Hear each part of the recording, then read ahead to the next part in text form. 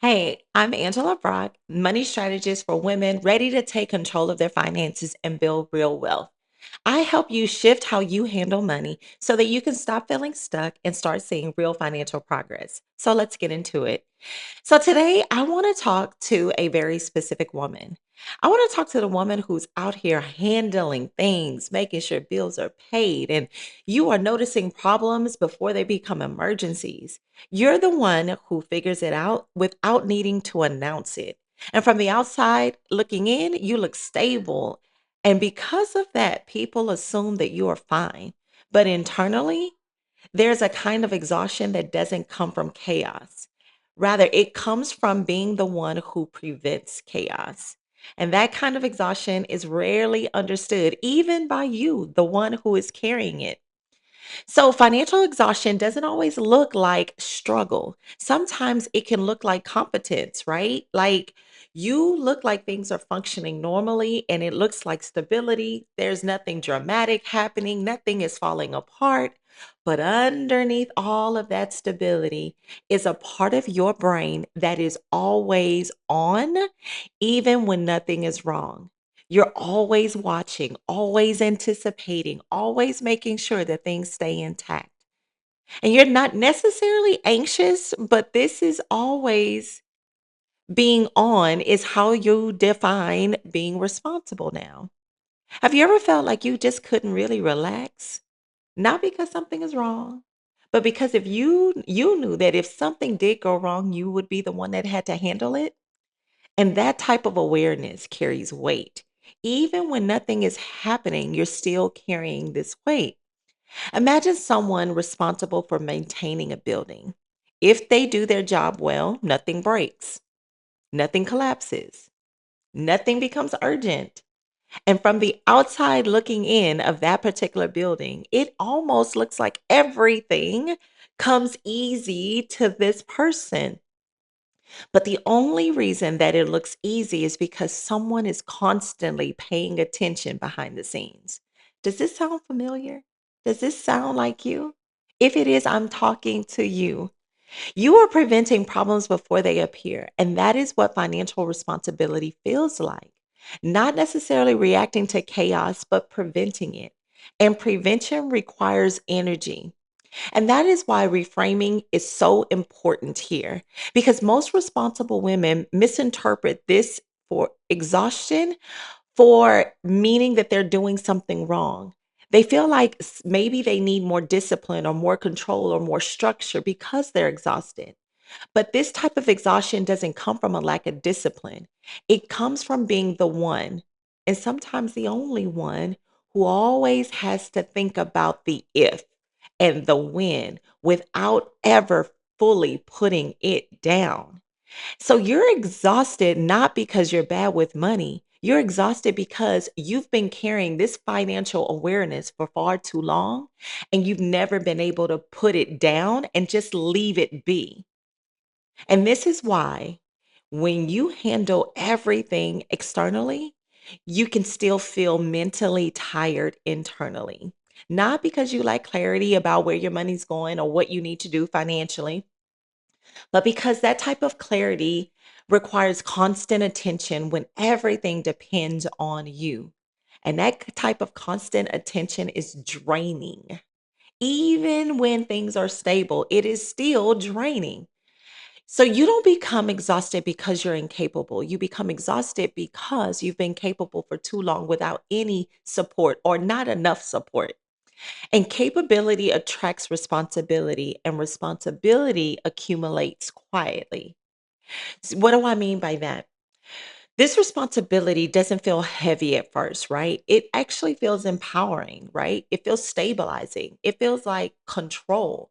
And that control creates safety. But over time, that constant responsibility stops feeling empowering and it starts feeling permanent.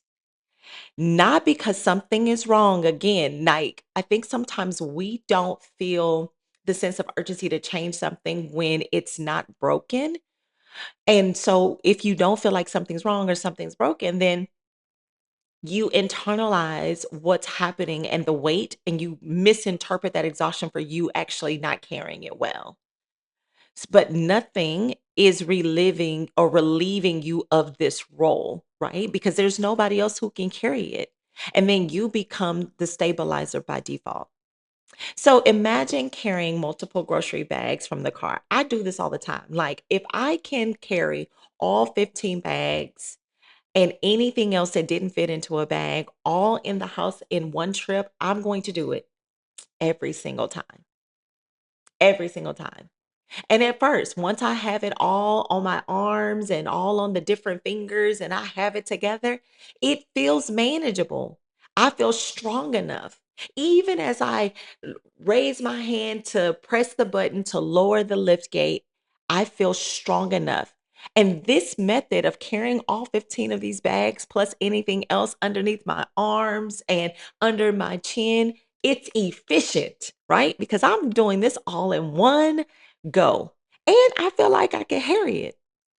I can handle it. The longer I go, though, and I start walking from the car up the driveway into the garage, those bags start to get a little heavy. And then with everything full, I reach over to turn the knob of the garage door so that I could get into the house. Those bags feel heavier and heavier. And now everything that I'm carrying, if I'm not careful, it will all, because it's so meticulously placed, it will all fall. And the thought of it falling and the responsibility of me letting this fall, even though I'm in complete control of it all, feels almost like a failure. Like if I don't successfully get into the house with all that I am carrying, I have failed. Does it sound familiar? And as I navigate through the house, still carrying all of the bags and everything underneath my chin, everything underneath my arm, the reality is those bags feel heavier. They didn't get heavier, they feel heavier because carrying something for too long, even when you're strong, even when you're capable, eventually wears you down. And responsibility works the same way. It's not the presence of responsibility that exhausts you, it's the duration without relief that causes the exhaustion. Most people that I meet, most women that when I'm coaching them, they never say, I'm carrying too much. They don't really ever say those words. What they often say is, I need to do better. I need to be more organized. I need to fix this. Whatever this is, that's what they say. Because they assume that the exhaustion reflects personal inadequacy, but it doesn't. It reflects sustained cognitive and emotional load. And reframing this is going to change everything for you because it changed everything for me. Once you stop seeing the exhaustion as a personal failure, then you will stop responding with self pressure. And then you'll start to respond with finally knowing what's yours to carry and what isn't. So, what if your exhaustion isn't a sign that you're behind, but rather a sign that you've been holding things together for longer than most people realize? Listen, that question alone can change how you see yourself. And this is one of the very first patterns that I help women recognize. And it's my hope that as you listen to this, you recognize this pattern as well. Because exhaustion isn't solved through discipline, right? So think about the exhaustion that I had with carrying those bags. I don't need to be more disciplined in how I carry the bags. It is solved rather through clarity.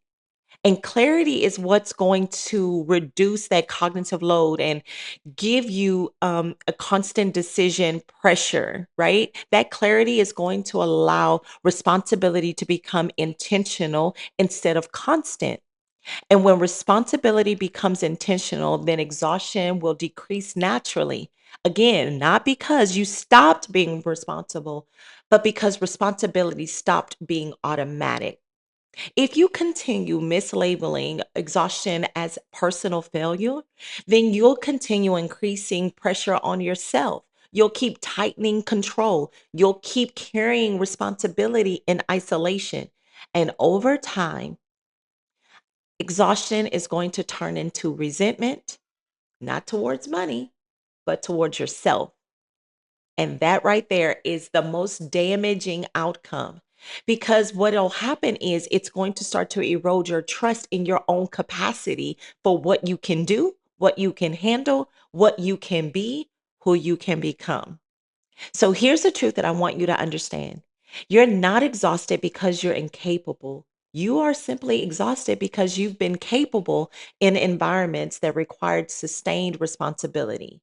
Responsibility helped you to survive some things. Responsibility helped you to stabilize. But responsibility was never meant to feel permanent. It was meant to simply create a foundation. And that foundation will allow you to build, not just to maintain, but to grow. So I want you to ask yourself this question and answer it honestly. How long have I been the one holding things together? Without fully acknowledging the weight of that role. Yeah. Because awareness doesn't create weakness, awareness creates relief, it creates clarity. And more importantly, that in clarity creates a forward movement. So, again, you're not exhausted because you're bad with money. So, if that's what you thought before you started this video, I hope you now have clarity. You are exhausted because you've been strong for longer than most people realize, and that strength deserves support. So, in the next video, I'm going to share and talk about what happens when capable quietly becomes your identity and how being the one who always handles it can create pressure you never consciously chose. Because confidence should create freedom, not a permanent responsibility.